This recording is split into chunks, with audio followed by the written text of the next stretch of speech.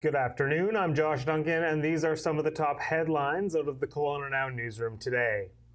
Flight information screens in the PA system at Kelowna International Airport were commandeered by anti-Israel hacker on Tuesday. Instead of departure and arrival times, passengers in the terminal saw images claiming Hamas won the war and Israel lost, as well as messages calling Donald Trump a pig and pictures of two prominent Hamas leaders who were killed by Israel over the October 7th massacre.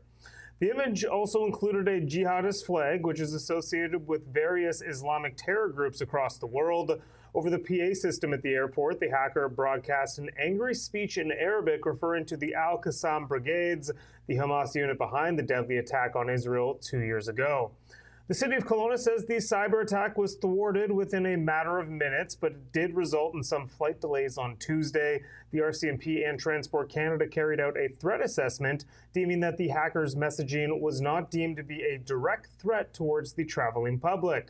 The city continues to work with the Canadian Centre for Cybersecurity and Transport Canada to analyze the root cause of the incident. Kelowna wasn't the only airport hit either. Harrisburg Airport in Pennsylvania subjected to a similar cyber attack.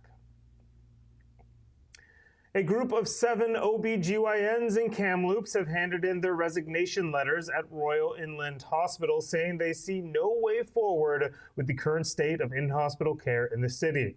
The group of doctors cited unsafe workloads, chronic staff shortages, and a lack of support from the government as reasons behind their decision.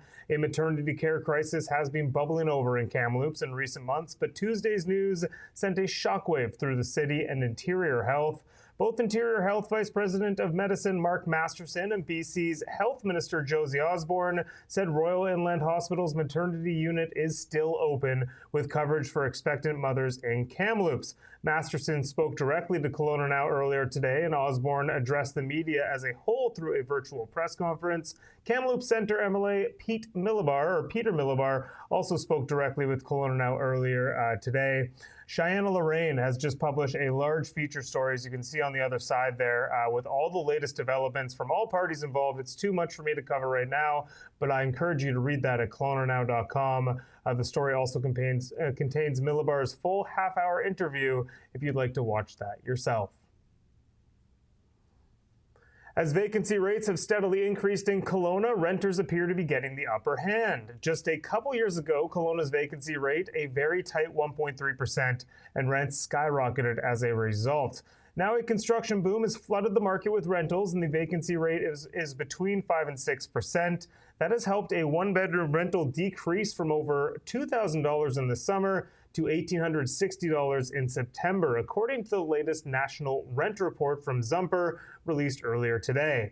The $1,860 average puts Kelowna 8th in the country when it comes to most expensive rents for one-bedrooms, while the city is 7th for two-bedroom units at an average of $2,380.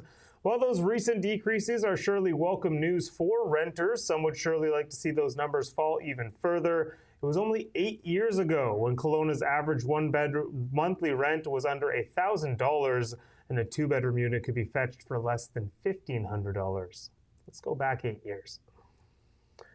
The Central Okanagan is keeping its localized campfire ban in effect despite the recent sub-zero temperatures that have been record-setting around the BC interior. We've experienced those cold temperatures over the past 4 or 5 days, but the regional district says the ban is staying in place due to continued dry conditions and the recent fire activity, which includes a small blaze near Traders Cove over the weekend. There was another up near Coldstream over the last few days, got up to 8 hectares and was just held earlier today. According to the RDCO, cooler temperatures may have arrived, but the region has not received sufficient rainfall to reduce the fire risk to safe levels. Local fire departments will reassess the ban as conditions evolve, but no date has been set for lifting restrictions. The localized fire ban remains in effect for the Central Okanagan, despite the fact that the Kamloops Fire Center has lifted its ban for the greater area as a whole, which includes the Thompson, Shuswap, Nicola, Okanagan here. Open burning still banned both locally and across the Kamloops Fire Center now 2 weeks after it typically opens for the winter. I do not work for the BC Wildfire Service, but expect over the next 2-3 weeks we might get some different news on campfires and open burning. Kelowna will be getting a European-inspired destination day spa in the near future, an exciting addition to the city for those who like to pamper themselves sparkling hill style, but maybe want to avoid an overnight trip out of town. Developer Rav Sumal revealed the plans on Tuesday to create the Okanagan's first true destination day spa, as he calls it. It's going to be built in Aqua Waterfront Village, a new grand development that is nearly complete along Okanagan Lake by the mouth of Mission Creek in the Mission there. It's going to take over. The spa is 2 floors beneath Aqua's pool deck and offer a range of luxurious amenities, all of it framed by 25-foot floor-to-ceiling windows that offer stunning views of the lake. Inside the spa, though, you can expect 7 distinct sauna and steam room experiences, 3 plunge pools, a snow room, serene relaxation areas. You're also going to be able to step directly from the spa onto the sandy beach, too, to either bask in the Okanagan sun in the summer, maybe jump into the lake for a cold dip in the winter. Lots of options. More details on that project will be unveiled as it moves forward. Construction anticipated to begin in the new year. All right, a quick look at the forecast. It was sunny to start the day, but the clouds have seemingly taken over out there as I look outside. A few patches of blue sky. We are at 10 degrees. We could inch a little warmer than that. The high was 12 today. Should clear up this evening, get down to -2 overnight, and we'll get another frigid morning tomorrow before it heats up to 13 under mainly sunny skies for your Thursday. All right, that's it for me today, but you can read up on all these stories and plenty more over at KelownaNow.com. As always, be sure to check us out in our social media accounts as well. KelownaNow.com on TikTok, Kelowna Now on X, Best of Kelowna Now on Instagram, Now Media Group on YouTube. I believe there are links to all those pages on our website as well.